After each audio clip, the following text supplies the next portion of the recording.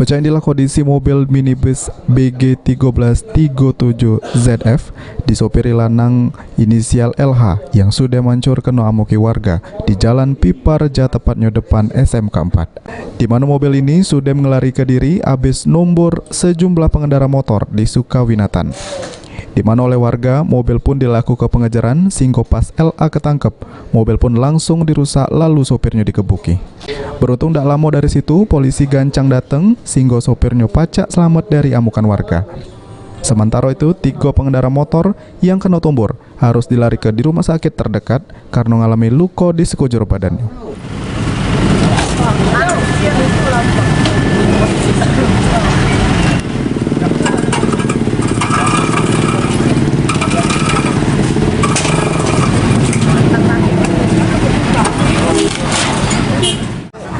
Apa kak ini? Teknologi apa cak mana kak laka ini? Informasi dari awal dia ini sudah kecelakaan awalnya di Sukawinatan. Tabrakan pas di masjid dan sana nomor ibu-ibu atau anak-anak. Dikejar oleh warga berlari sampailah ke sini. Sudah banyak yang ditabraknya. Habis sekitar 5 wong ditabraknya.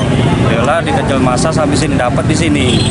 Pas di sini yalah dipapit wong, distopi wong. Sini nomor wong lagi.